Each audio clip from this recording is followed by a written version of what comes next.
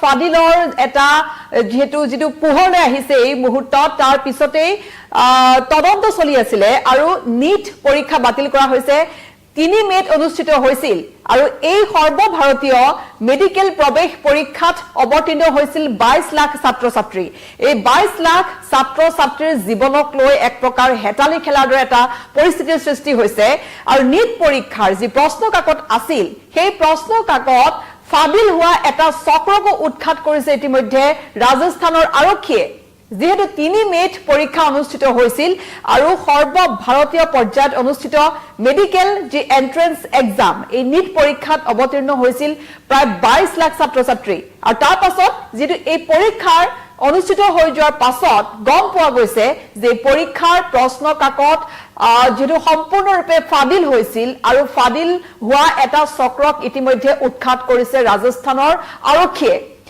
যেহেতু পৰীক্ষা অনুষ্ঠিত হোৱাৰ প্ৰায় এমাহ পূৰ্বৰে পৰা এই প্ৰশ্ন কাকত বেচা কিনা কৰা এটা প্ৰক্ৰিয়া চলি আছিল কোনেও সেই বিষয়ে জনা নাছিলে আৰু জানিব পৰা গৈছে যে প্ৰশ্ন কাকতৰ যি দাম সেই প্ৰশ্ন কাকতৰ দাম 5 লাখ টকা পৰ্যন্ত হৈছিল 20,000 টকাৰ পৰা আৰম্ভ কৰি 5 লাখ টকা পৰ্যন্ত হৈছিল প্ৰশ্ন কাকতৰ মূল্য আৰু এই প্ৰশ্ন কাকতসমূহ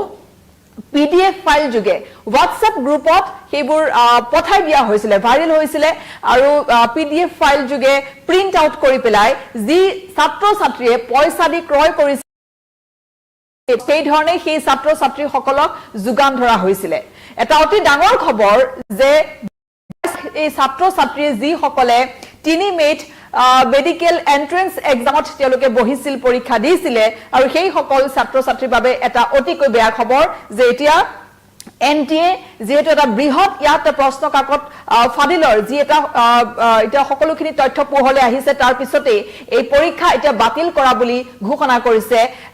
NTA গতিকে সৰ্বভাৰতীয় পৰ্যায়ত যি সকলে এই পৰীক্ষাত অৱতীৰ্ণ হৈছিল তেওঁলোকৰ বাবে এইটো এটা অতিকৈ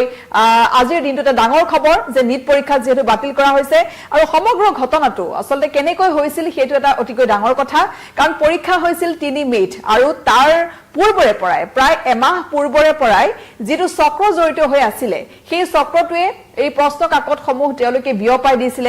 বিভিন্ন মাধ্যম যোগে তেওঁলোকে বিয়পাইছিল আৰু যেহেতু তেওঁলোকে ইতিমধ্যে যি সমগ্ৰ কাণ্ডৰ মূল অভিযুক্ত যিজন এজন মনীষ তেওঁৰ নাম আৰু তেওঁক ইতিমধ্যে ৰাজস্থানৰ আৰক্ষীয়ে জয়পুৰৰ পৰা তেওঁক গ্ৰেপ্তাৰ কৰিছে মনীষ বুলি ইতিমধ্যে অভিহিত কৰিছে আৰু জানিব পৰা গৈছে যে কেৰালাৰ পৰা এজন MBBS ছাত্ৰই তেওঁ যেহেতু শিকাৰ ৰাজস্থানৰ শিকাৰ নামৰ যেটো ঠাই আছে তাত এগৰাকী ছাত্ৰলৈ তেওঁ WhatsAppত এই প্ৰশ্ন কাকত প্ৰেৰণ কৰিছিল আৰু তাৰ পিছতে এই খবৰটো তেতিয়া যথেষ্টখিনি সামাজিক মাধ্যমত বহুখিনি ছাত্ৰ-ছাত্ৰীয়ে গম পালে তেওঁলোকে অভিযোগ কৰিছিল আনকি এই বিষয়টোক লৈ আৰক্ষীৰ ওচৰত গৈ অভিযোগ কৰিছিল কিন্তু আৰক্ষীয়ে প্ৰথম পৰ্যায়ত গুৰুত্ব দিয়া নাছিল তাৰ পিছত যেহেতু এই বিষয়টোক লৈ যেতিয়া সামাজিক মাধ্যমত যথেষ্ট চৰ্চা হল তাৰ পাছত আৰক্ষীয়ে এই বিষয়টো গুৰুত্ব সহকাৰে লৈ তেওঁলোকে তদন্ত আৰম্ভ কৰিলে আৰু তদন্তত আৰক্ষীয়ে যিখিনি পালে প্ৰাৰম্ভিক তদন্তত সেই তদন্তত দেখা পোৱা গৈছিল যে যিখিনি প্ৰশ্ন কাকত ফাদিল হৈছে সেই প্ৰশ্ন কাকতৰ লগত পৰীক্ষাৰ যি প্ৰশ্ন কাকত আছে তাৰ প্ৰায় হুবহু মিল আছিল তাৰ সম্পূৰ্ণ মিল আছিল প্ৰায় 100 প্ৰশ্ন কাকতৰ প্ৰায় 120ৰ পৰা 140টা প্ৰশ্ন সেই 140টা প্ৰশ্ন হুবহু মিল পোৱা গৈছিল সেই প্ৰশ্ন কাকত যি প্ৰশ্ন কাকত ফাদিল হৈছিল আৰু যেটো প্ৰশ্ন কাকত পৰীক্ষাত আহিছিল তাৰ লগত যেটা মিলাই চোৱা হল যে তাৰ লগত হুবহু মিল পোৱা গৈছে আৰু তাৰ পিছতে ৰাজস্থানৰ আৰক্ষীয়ে এই বিষয়টো গুৰুত্ব সহকাৰে লৈ যি তদন্ত প্ৰক্ৰিয়া সেই তদন্ত প্ৰক্ৰিয়া তেওঁলোকে আৰম্ভ কৰিছে চলাইছে আৰু প্ৰাৰম্ভিক পৰ্যায়ত গম পোৱা গৈছে যে যেহেতু তাত যি কোচিং ইনষ্টিটিউট আছে যি কনসালটেন্সি আছে সেই কনসালটেন্সি চলোৱা এজন ব্যক্তি জড়িত হৈ আছে এই ঘটনাত আৰু সেই ব্যক্তিজন আৰু লগতে কেৰালাত অধ্যয়নৰত এগৰাকী MBBS ছাত্ৰৰ তেওঁৰ মোবাইলৰ পৰা সেই প্ৰশ্ন কাকত আহিছিল আৰু সেই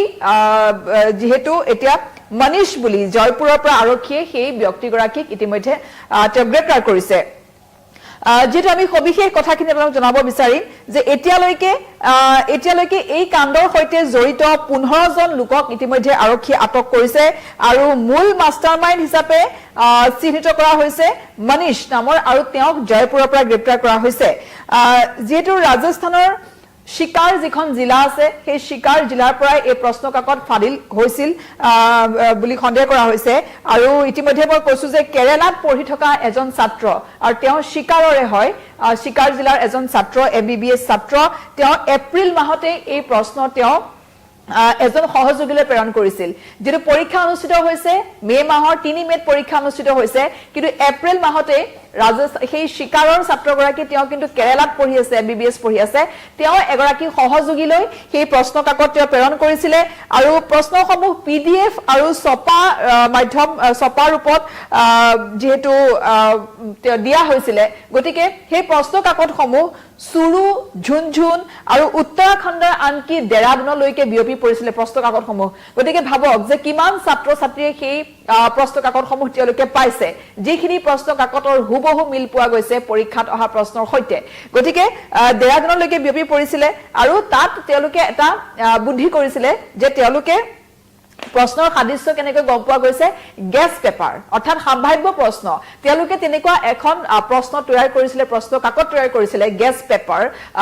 সম্ভাৱ্য প্ৰশ্ন আৰু তাত তেওঁলোকে সেই যেটো গেছ পেপাৰ সক্ৰিয় চক্ৰ তেওঁলোকে কি কৰিছিল 410টা প্ৰশ্ন আছিল আৰু সেই 410টা প্ৰশ্নৰ ভিতৰত আশ্চৰ্যজনকভাৱে সেই আসল যি প্ৰশ্ন কাকত পৰীক্ষাত অহা যি প্ৰশ্ন কাকত আছিল সেই প্ৰশ্ন কাকতৰ প্ৰায় 120টাৰ পৰা 140টা প্ৰশ্ন হুবহু একে সম্পূৰ্ণৰূপে একেই পোৱা গৈছিল সেই যেটো দুষ্ট চক্ৰটোৱে প্ৰশ্ন কাকত ফাদিল কৰিছিল তেওঁলোকে যেটো গেছ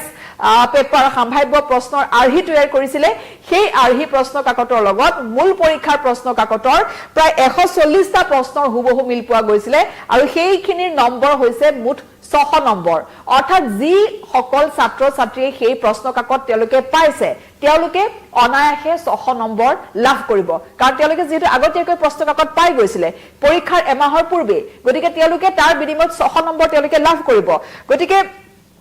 জানিব পৰা গৈছে যে এই প্ৰশ্ন কাকতৰ যি দাম তেওঁলোকে এটা বৃহৎ তেওঁলোকে ধনৰ লেনদেন কৰিছে প্ৰশ্ন কাকত বিক্ৰী কৰি পেলাই আৰু 20000 টকাৰ পৰা আৰম্ভ কৰি 2 লাখ টকা পৰ্যন্ত লৈকে তেওঁলোকে বিক্ৰী কৰিছে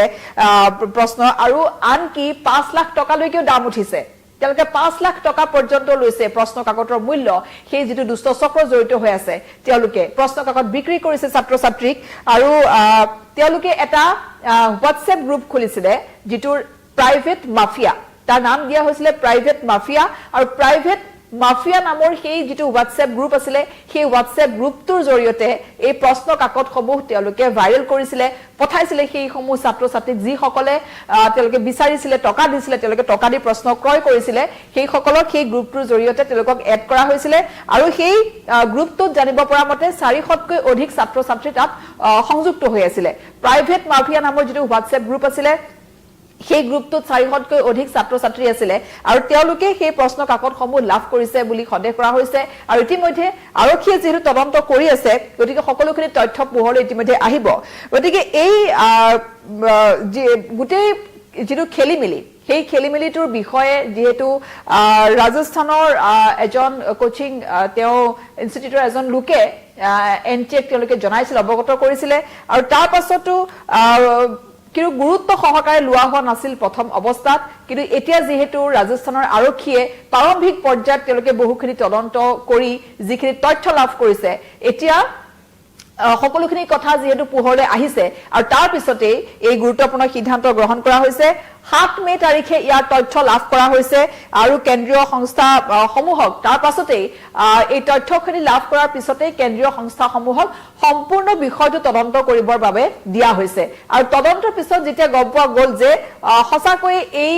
প্ৰশ্ন কাকত ফাদিলৰ বিষয়টো সম্পূৰ্ণৰূপে সঁচা ইতিমধ্যে তাত জড়িত হৈ থকা এতিয়ালৈকে প্ৰায় 15 গৰাকী লোকক ইতিমধ্যে আটক কৰিছে গ্ৰেপ্তাৰ কৰিছে আৰক্ষীয়ে আৰু মূল যি গৰাকী ব্যক্তি হৈছে ৰাজস্থানৰ তেওঁক গ্ৰেপ্তাৰ কৰিছে তেওঁৰ নাম হৈছে মনীষ আৰু তেওঁৰ লগত সেই এজন এমবিবিএছ ছাত্ৰৰ নাম তেওঁৰ সাঙুৰ খাই পৰিছে যাৰ ঘৰ আছিলে ৰাজস্থানৰ শিকাৰ জিলাত আৰু শিকাৰ জিলাৰ পৰা যেহেতু সেই প্ৰশ্ন কাকত ফাদিল হৈছে গতিকে সেই চক্ৰটোৱে যেটো চক্ৰত নেকি ইতিয়ালৈকে 15 জন গ্ৰেপ্তাৰ হৈছে আৰু সেই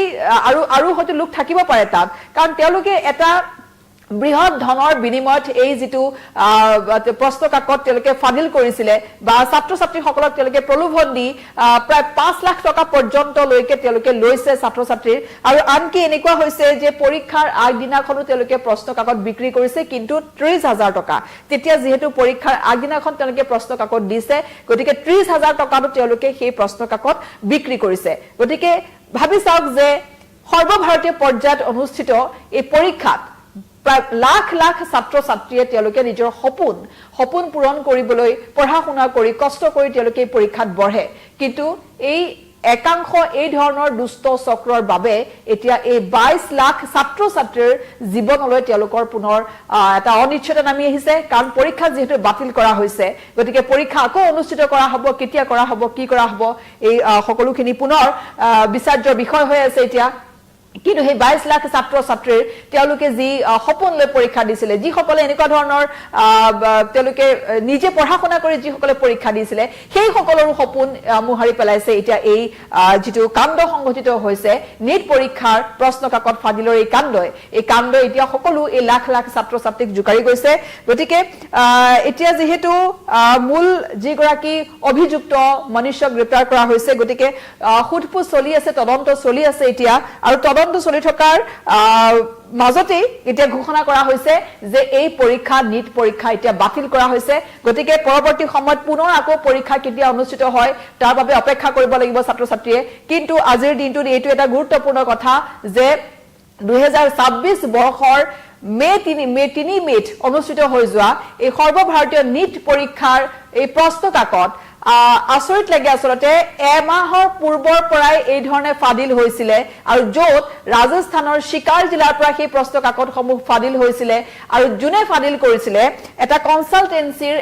এজন লোক গৰাকী তেওঁক ইতিমধ্যে গ্ৰেপ্তাৰ কৰা হৈছে মনীষ আৰু এগৰাকী MBBS ছাত্ৰৰ নাম সাঙুৰ খাইছে শিকাৰ জিলাৰ আৰু তেওঁ কেৰালাত যেহেতু MBBS তেওঁ অধ্যয়নৰত এগৰাকী ছাত্ৰ সেই ছাত্ৰ গৰাকীৰ মোবাইলৰ পৰা তেওঁ সহযোগীলৈ প্ৰেৰণ কৰিছিল এপ্ৰিল মাহতে পৰীক্ষা অনুষ্ঠিত হোৱাৰ এটা মাহ পূৰ্বে তেওঁ সেই প্ৰশ্ন কাকত সহযোগীলৈ প্ৰেৰণ কৰিছিল আৰু তাৰ পিছতেই এই যি প্ৰশ্ন কাকত ফাদিলৰ কথাটো অলপকৈ পোহৰলৈ আহে তাৰ পাছত এতিয়া সকলো ছাত্ৰ ছাত্ৰীয়ে যেহেতু জানাৰ পিছত গম পোৱাৰ পাছত এটা তেওঁলোকে প্ৰাইভেট এটা WhatsApp গ্ৰুপ তেওঁলোকে কৰি লৈছিলে আৰু জিটোৰ সেই গ্ৰুপৰ জৰিয়তে তেওঁলোকে প্ৰাইভেট মাফিয়া নামৰ সেই WhatsApp গ্ৰুপৰ জৰিয়তে প্ৰশ্ন কাকত দিয়া হৈছিলে PDF ফাইলত দিয়া হৈছিলে প্ৰিন্ট কৰি দিয়া হৈছিলে আৰু দেখা গৈছে যে সেই প্ৰশ্ন আৰহি প্ৰশ্ন লগত মূল যি প্ৰশ্নৰ কাকতৰ প্ৰায় হুবহু মিল দেখা পোৱা গৈছে প্ৰায় 140টা প্ৰশ্নৰ হুবহু মিল দেখা পোৱা গৈছে গতিকে ইয়াৰ পাছতে এতিয়া এনটিএ যেহেতু এই গুৰুত্বপূৰ্ণ সিদ্ধান্ত গ্ৰহণ কৰিছে যে 2026 বৰ্ষৰ নিট পৰীক্ষা বাতিল কৰা বুলি ইতিমধ্যে ঘোষণা কৰিছে গতিকে পৰৱৰ্তী পৰীক্ষা কেতিয়া আকৌ অনুষ্ঠিত হয় তাৰ বাবে এতিয়া অপেক্ষা কৰিব লাগিব পুনৰ লাখ লাখ ছাত্ৰ ছাত্ৰীয়ে